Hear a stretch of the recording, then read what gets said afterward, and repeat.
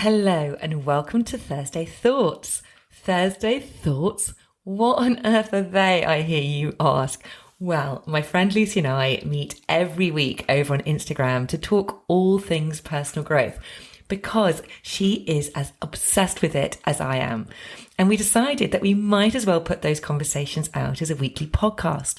So now you can listen to us chat here on Apple Podcasts or Spotify or wherever you listen to your podcasts. And we'll be talking about topics such as spirituality, limiting beliefs, the ego, imposter syndrome, gratitude, meditation, confidence, and so much more. So if you're ready, here we go. Anyway, we're talking about limiting beliefs. So shall I kick it off? You go for it. Yeah, maybe you start by what are limiting beliefs? Yeah. I mean, limiting beliefs. This is an incredibly important subject because, and we've probably talked about limiting beliefs in a roundabout way without actually doing a specific Monday motivation on them before, but they're huge because limiting beliefs are those beliefs that we have mainly grown up with that have sort of been essentially programmed into our subconscious mind by our parents, by our teachers, by society, by the world when we were between about 0 and 7 or 8. And obviously some of the beliefs that we get programmed with are good beliefs that we want to keep and we want to have. But a lot of those beliefs are not serving us, and they are massively holding us back, but more than most of us realize. And without fail, we all have limiting beliefs, all of us. There are no exceptions. I don't think there are anyway. And it's things like I'm not enough, or I could never start my own business because that doesn't happen to people like me, or I could never get that job because I'm not this or I'm not that. It's all of these beliefs that are massively holding us back. And we have to recognize that they are a problem before we can actually do anything about them. And the first thing we've got to do is try and sort of identify them. We can talk about how you can do this. And we can also talk about how we can go about changing them, because ultimately what the sort of name of the game is, we want to shift the beliefs that aren't serving us and replace those beliefs with ones that are serving us. And whatever that is, whether it, in my space, as in the single space, there could, it could be a limiting belief like I'm too old to get a boyfriend, or I'm not this enough to get a boyfriend. Or it could be something like all men are assholes, or any kind of limiting belief that is holding you back from basically living the life you want. Because what limiting beliefs do is that they prevent us from they prevent us from taking the actions that allow us to move forward, because we are going to think thoughts that are based on our beliefs. All of our thoughts are coming from subconscious beliefs that we are not aware of in our conscious minds. And when we have those beliefs and we subsequently think a thought off the back of those beliefs, we will or will not take an action in accordance with those beliefs. So we've got to reprogram our mind, which is very possible. You and I have talked about neuroplasticity, so we very much can literally rewire our brains to believe the things that we want to believe and the things that are going to serve us. So I think that, in a nutshell, in my mind, is limiting beliefs. Yeah, exactly. And they, limiting beliefs are formed often from childhood. There's something that they kind of have come about probably through our parents, through our teachers, through society at large. And but when up until the age of 7, our brains are it's almost like we're walking around in a dream state, and they just are absorbing all the information around us. And because of the way that we have evolved, we would much rather make ourselves look and feel bad and negative. We'd rather criticize ourselves than we would, for example, our main caregiver, which feels very strange, but it's kind of like, because we were so reliant on our parents or whoever brought you up, that if they said something which was negative, or they, you didn't have the best start in life, you end up almost changing your own beliefs so that you fit in with them, rather than actually criticize them, because obviously we need our parents and our caregivers. But also, if you've been told something repeatedly again and again, often those beliefs can form. And then we're very good at just finding evidence to support those beliefs. So if, for example, I always had this belief that I was a super shy person. And the evidence to that was I would hide behind my dad's leg, I would blush often. And so that was constant evidence that I was a very shy person. And so I just thought that was me. I thought that was my identity. And that's what happens with a belief. The more and more you believe it, it becomes your identity, it becomes who you are. So it's very hard sometimes to challenge those beliefs and to know that they're there when you just think that is part of who you are. But what I've learned is actually that isn't who I am. I actually can really change that. And it's kind of sometimes hard to see that in yourself, and that's why sometimes you need to have reflections back from friends or family, or from often a coach is a brilliant way to really kind of almost hold up a mirror and reflect that back to you, because if you've believed something for so long, it just almost becomes part of who you are. And a lot of these beliefs are incredibly subconscious anyway, so that it's very hard to kind of pinpoint them. Although by doing this sort of self-development work, and by actually going inwards, then you can start questioning, oh, why am I behaving like that? Why is this never happening for me? And you can actually start to kind of ask yourself why, and kind of grind down into what that belief is. And often you'll find that it's just a repetitive thought that has been going over and over and over again. And it's only when you start to identify those beliefs or thoughts that we can actually start to do something about it. But it impacts, basically, when we have these limiting beliefs, it completely impacts your behaviour. So being a shy person meant that I would kind of go, oh, well, I'm not going to go into that room and start talking to everyone because I'm a shy person. But actually, it's like, why? Who says, And actually, the only way to really get out of that is by, as you said, taking the actions, because these limiting beliefs do hold us back from taking the actions, because we perhaps we're scared, perhaps we don't believe in ourselves. So we've got to just start taking the small actions. So we've got new evidence to show us, oh my goodness, that actually isn't true. I can do this. And that's what it's all about, is creating evidence. How much evidence have you got for that limiting belief? Probably lots, because you've kind of you've had it all your life, and that's why you carry on with that belief. But actually, you've got to break that cycle and create new evidence for those new beliefs.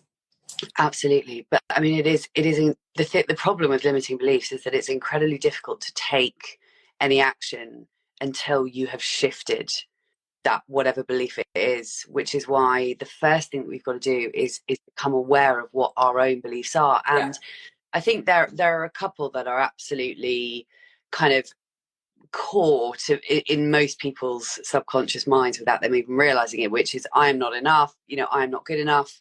What are the other sort of big ones? That's one of the main ones. I'm not enough. I don't deserve success. Is I'm quite not a worthy. big one. I'm not worthy. All of these things, and things like I'm not lovable is another big one. So and if you have that belief, then it's very difficult to give love to other people, so it can really affect your relationships. And it does sound, some people might say that sounds a bit weird, but that one can be from, if you weren't shown love and nurturing as a child, then you're going to have created sort of some barriers in your own beliefs, and so you just carry that cycle on through your life. Totally. So I mean, the ways that we can sort of go about identifying them, I think, the first thing really is just to literally have a think about what your limiting beliefs could potentially be. Because I think if we all actually sat down and thought about it, I'm sure we can all come up with a few that we know are holding us back, if we're completely honest with ourselves. Because I think the main problem is that we don't think about them. So they just run on this program in our subconscious mind, and we just behave and live in accordance with those beliefs.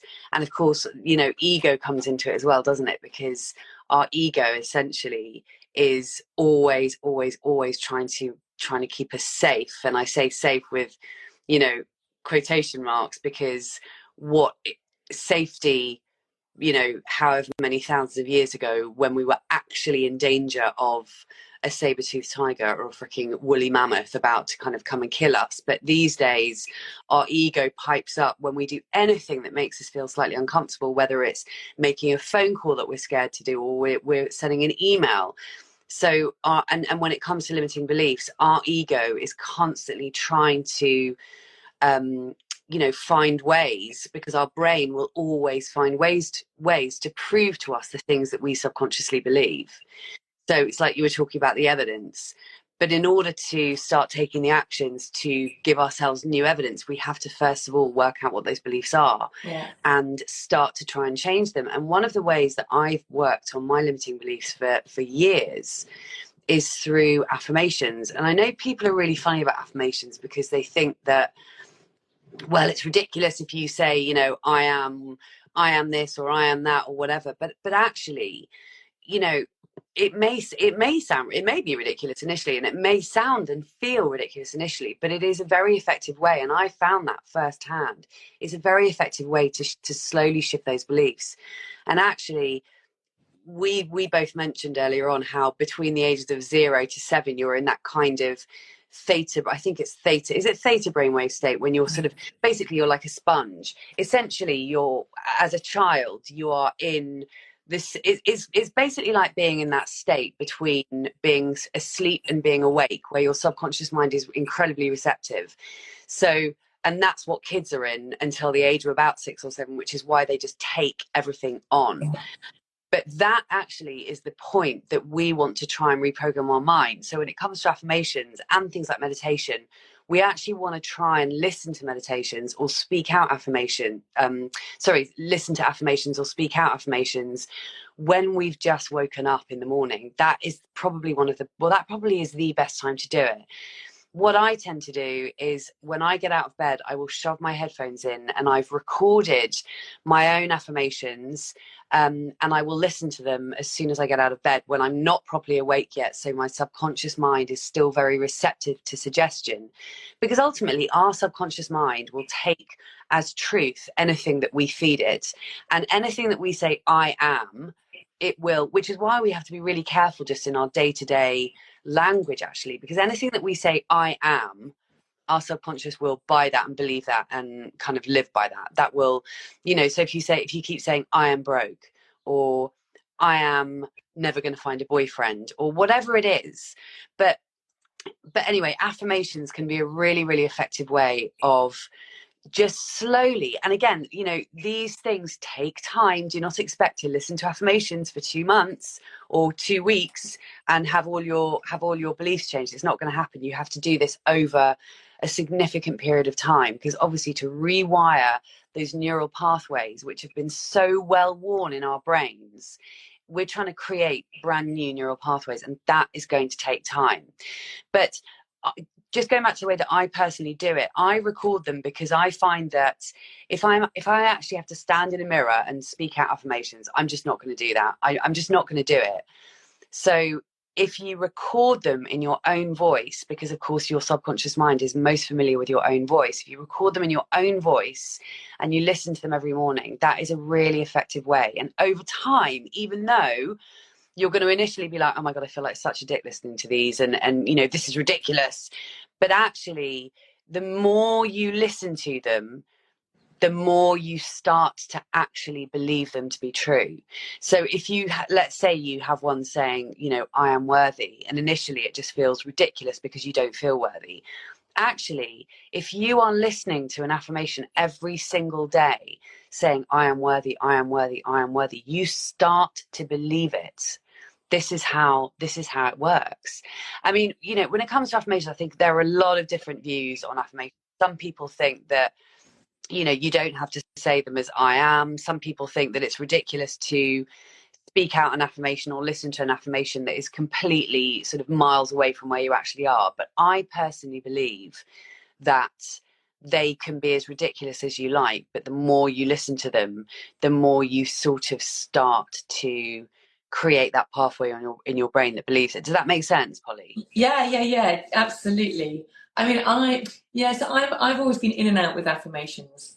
I kind of did try that for a while, and then I've never managed to stick to that. I just going back to identifying your beliefs, though. I just want to say that if anyone is listening and they're not sure what their limiting beliefs are, or actually a really good way to do that is just to get curious about why you're not achieving what you want to be achieving. Why aren't you getting the results you want to be getting the results? And just keep asking yourself, why is that? What's stopping me? What is stopping me? Yeah. And you can really ground down from that point, and actually something will be revealed of what it is, and there will be some sort of belief. And it will be a belief either about yourself, but it might be a belief about the world in general. You might just think, well, people from my background never make it, or whatever it might be, or it might be about other people. So it's important to just make that differentiation of where's that belief actually coming from. So many of us have beliefs from our upbringing, from where how we've been raised. If you were brought up with not much money and money was always tight, then you're going to be carrying that with you as you go through life, and you're always going to be thinking there's not enough to go around. If you were brought up from a family which is very affluent and there was plenty to go around, then your beliefs are going to be very, very different. And the thing is, they can all be changed. Nothing is set in stone. So it's really about, as you say, identifying what the beliefs are, questioning the beliefs. Is it true? Is this really true? What evidence is there to suggest that this is true? And then it's the reprogramming of that belief. Once you've identified it, you've questioned it, and then the reprogramming. And yes, affirmations can be a really positive way. I like to use affirmations sometimes when I'm facilitating my breathwork sessions. I'll often do it at the end when someone's in a very relaxed state. They kind of, their brainwaves are in a different place, sort of at the end of a meditation, and I'll kind of say, right, let's find an affirmation. Often, who do you want to be today? How do you want to show up today? And actually, that's a really powerful way, just to almost like a mantra, to repeat it over and over again in your mind. And yes, language is so important. So when you're putting something positive in, you use I am. What we've got to be careful of, as you said, is when we are talking about ourselves in a negative way, is detaching yourself from that I am. So if you believe that you're an anxious person, for example, and you're constantly going, but I'm just anxious, I'm just an anxious person.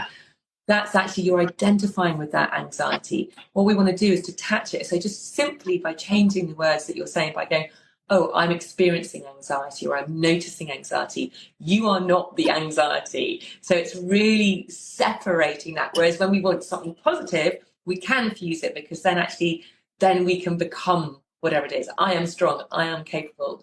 So interesting, actually, when I'm in the gym and I'm picking up something heavy and I'm wondering whether I can do it. Honestly, when you say something beforehand, like you say an affirmation, I go, I am a strong, badass woman. Literally, it's like, sounds so cheesy, but I can say that in my mind. And it just gives you a real, you feel stronger and you can do it.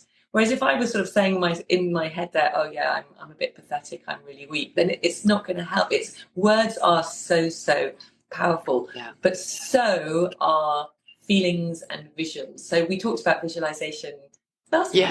We've already talked about visualization, but that's another super powerful tool, again, for reprogramming these negative beliefs. So visualizing yourself as the person that you want to be. Who do you want to be? Who do you want to show up as? So the more we visualize it, again, we're widening and creating new neural pathways, which is going to make it so much more easy to turn up and be that person. So we've just got to start behaving in the way that we want to be. And it's easier said than done, but it's a constant reminder. You've got to constantly remind yourself, which is why, as we've also said before, having some sort of morning practice is so helpful, because you can remind yourself, right, who do I want to be today? What beliefs do I want to install in myself? And I mean, another good example, Lucy, is, and we always talk about this, but it's so true.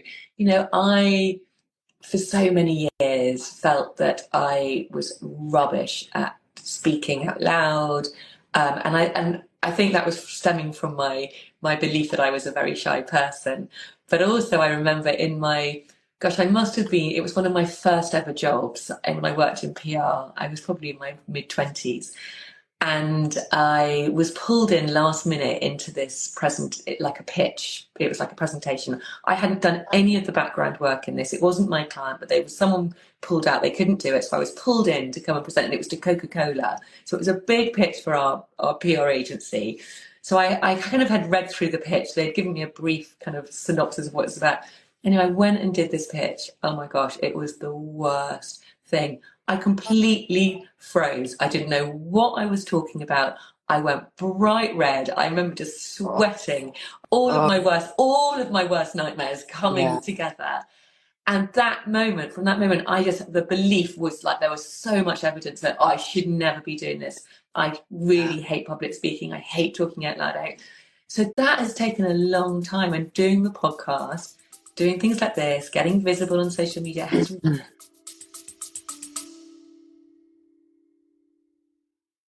A very quick break to ask you to hit the follow or subscribe button if you haven't already. And if you're enjoying this episode, I'd be super grateful if you could hit those stars and rate it too. Thank you. Just created step by step, small actions, more and more evidence that that's all a pile of crap, and actually I can do it. And it's just really, that's for me is so important. It's just taking those steps, taking those actions. Your behaviors will show you, and your beliefs, that actually they are not true. Yeah. So yeah, that is an absolute key part. Totally. I've always had one of my limiting beliefs has always been, I am really shit at maths. I'm shit at maths. And it's amazing how if you think about the things that you say to yourself, these assumptions or these beliefs that you have, it's really, really interesting. And because of course, the more we say it, the more we reinforce it. So we do have to stop saying, I'm really shit at this, or I'm really this, or I'm really that, or I'm not really this, or I'm not really that. So, and we all do it, like you say, your thing about being shy. I mean, I've had a limiting belief that has said, I'm too much, because I've always been, I happen to be one of those really enthusiastic people. I get really passionate about things, and it's kind of like a Megaton thing. My sister does it as well. My mum does it. It's just that sort of over enthusiasm. And I used to think that wasn't okay. And I used to kind of dumb that part of me down, or with certain people I would dumb that part of me down because I would think it was too much and it sort of wasn't acceptable, and I felt like I was too much, or I was too enthusiastic, or too this or too that. And again, it's just, like you say, you have to sort of, this is going on to a completely different topic about sort of being able to be your authentic self. But it's very interesting when you actually look at yourself and the things that you say to yourself. It's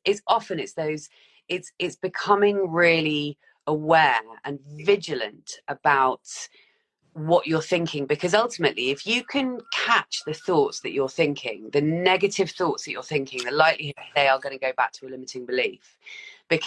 And that's a way of kind of identifying limiting beliefs, is just to become so vigilant of what you're thinking that you can then trace back those thoughts to a belief that is making you think that thought. Because ultimately, like we've both said, our thoughts are coming from our beliefs. So really, we've got to catch those negative, repetitive thoughts.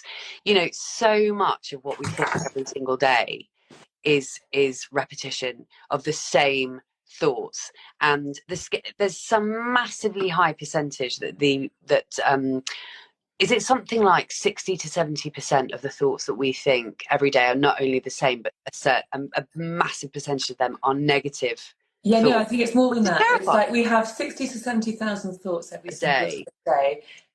Something like 80% of those are repetitive, on a repetitive loop, and about 90%, I think it's something like 90% are negative, and they're just going over and over again, which is why it's so important. Why I always suggest to anyone I'm working with, right, set an alarm to your phone to vibrate every hour or so. Yeah. Just get in the habit of just catching yourself. What are your thoughts? Where are you thinking? If you're focused on what you're doing, fab. If, however, you're ruminating, you're in a negative place, you're going in that downward spiral, then you can catch them, and then just reframe them. Kind of just ask yourself, is that actually true? Can you think of a slightly better thought, maybe more of a neutral thought? You don't have to suddenly kind of grasp for something like, everything's amazing, because your brain's going to go, that's not true. But just reach for something which is a little bit better, or just focus on what you're doing so that we can stop that negative cycle. Because it can be so detrimental to everything which we're doing if we're just constantly ruminating again and again on those thoughts, and they will be creating new beliefs. When you were thinking about the maths, actually, it's so interesting. When I was teaching for years, the amount of kids who would also say, I'm really shit at maths, was just so telling, because when their parents would come in for parents' evening, one of the parents would say, oh yeah, but I was always really crap at maths, so I was really bad at maths. So it's there. You can see it's there. All these beliefs are just passed down from our parents. So just question that again. If your parents have always said something like that, and then you have that belief, it's probably not true. It's just that they have passed that down to you. You've just got to question it. Is that really true? And actually, maybe maths doesn't come as naturally to you as some people, but you just don't know it yet. You haven't learned it yet. Maybe you've just got to try a little bit harder. I'd say this to my daughter all the time. So she's dyslexic, and I'm just like, it doesn't mean you can't do it. It just, unfortunately, you just have to work a little bit harder in certain subjects. But you're actually super sporty, and you can do all these other things a lot of people don't find as easy. But you can still do it, but you might just have to put a little bit more effort into that. It doesn't mean you can't do it. But yeah, I think it really does boil down to, if anyone's out there thinking, shit, well, I don't really know where to start with this. Well, the place to start, as with so many things, is to be paying attention to what is going on in your mind. That is where you've got to start. We've all got to be super vigilant, and it is a practice, and it does feel like hard work initially, but the more you do it, the more natural it becomes, the more automatically you start to check in with, where is my head at right now? And like you say, and I do the same, reminders in my phone. I have reminders in my phone. I have done for literally years, every couple of hours, reminding me to check in with myself, because when we forget to check in with ourselves, that's when we go back onto autopilot, and that's when we just allow those automatic thoughts to take over and run the show. And that's what we do not want to happen. That's what we want to prevent from happening. So we have to just cultivate that awareness, and it really is a practice, and it really is, we have to be the guardians of our own mind. If you just think of yourself as the guardian of your mind, what are you allowing to come into your mind? And that includes the thoughts that are coming from your own subconscious, but it's got to start from an awareness of what you're thinking. And like you say, thoughts like, I am shit at maths, or I am really shy, or I am really anxious, or I get really overwhelmed, or all of these kinds of things, we don't realize, because we're not conscious of what we're thinking. So we just don't realize how much our minds can be so incredibly negative, and subsequently have an impact on our whole lives, the behaviors that we exhibit, the actions that we take, and the results that we see. I will just add briefly at the end, because about kind of the body. So our minds, yes, we've got to be vigilant about our minds, but remembering that, and this is amazing, our vagus nerve, which connects our brain to the rest of our body, basically 20% of the information comes from our mind into the body, but 80% comes from the body and goes back up into the mind. Wow. So actually, if, for example, you have got some stored anxiety or trauma in your body, and your body's on high alert, you're in a highly stressed state, for example, that is going to be feeding information up into your mind, and that it might be reinforcing some of those beliefs that you've got going on, like I'm not safe, for example. So actually, by doing some body type practices, and of course I'm going to say the breath is such a key thing here, very simply just slowing down your breathing can really help just to settle everything down. That's going to just send some messages up to your mind, I am safe, and it's going to just stop some of those thoughts from just whirring and whizzing around and ruminating. So it just also to remember that these practices are really important as well, and just using your breath, slowing it down, is going to really, really help manage our mind at the same time. Okay, Right, we better stop. All right, my dear. Well, it's been a pleasure as always. Yes, thanks, Lucy. Have a lovely day. Yeah, you too. I'll speak to you soon. Lots of love. Lots of love. Bye. Bye.